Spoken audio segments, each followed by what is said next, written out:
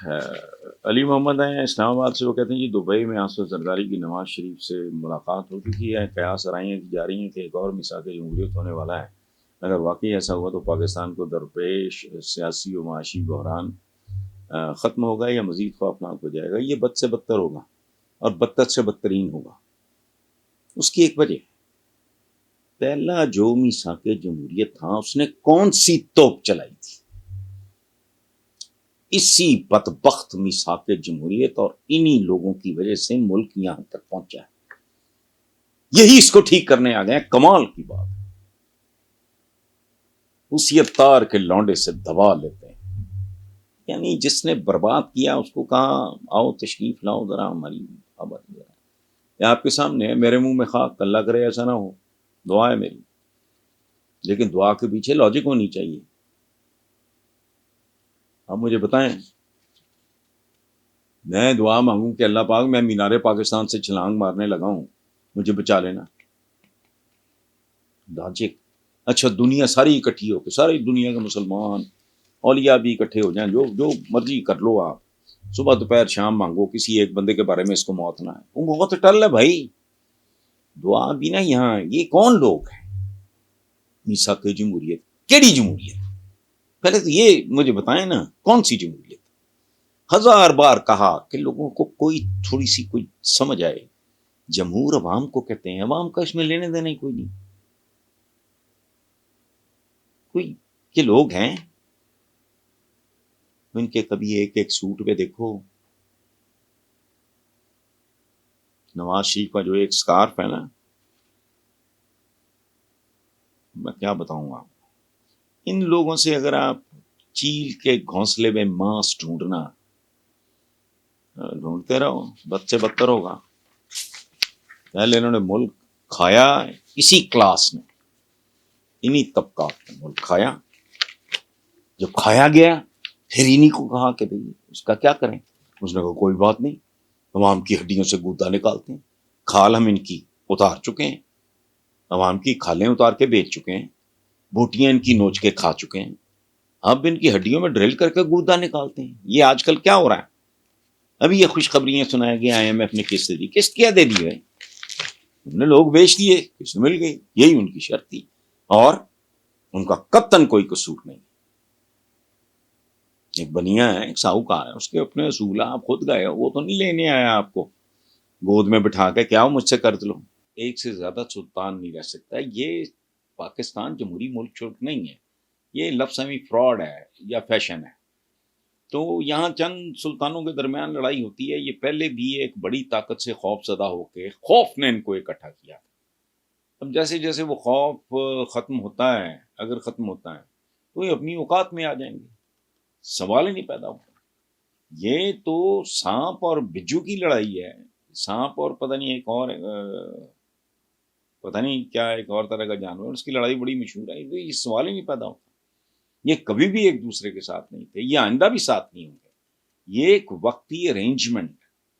ہے۔ فلم ہے sleeping with the enemy, وہ آپ دیکھیں، آپ کو ساری کہانی سمجھ جائیں، کچھ بھی نہیں، بوگس۔ نیکسٹ ہے جی احمد حسین لاہور سے، وہ کہتے ہیں جی 2 روز کا یونان میں کشتی ڈوبنے کا ایک واقعہ حادثہ ہوا،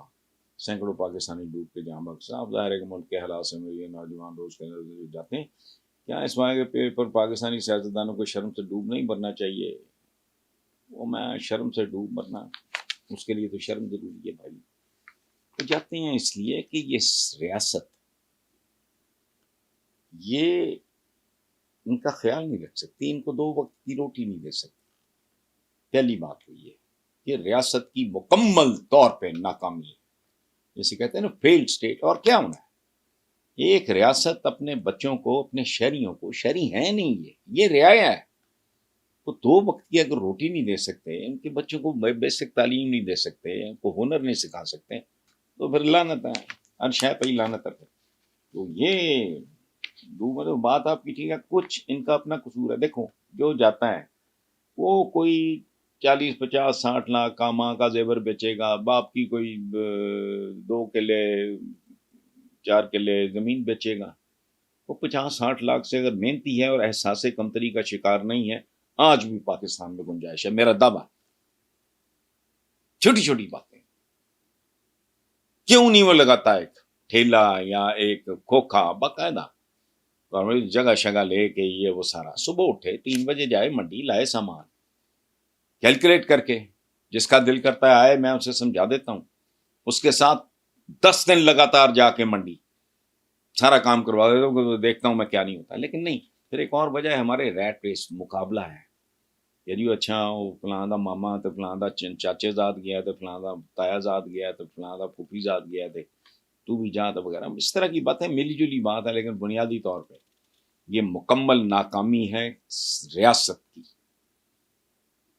جو اپنے شہریوں کی چونکہ شہری ہیں ہی نہیں یہ تو رعایا ہیں یہ تو کمی ہے ان کے تو ان کی ویلفیئر کیا ہونا ہے جس دن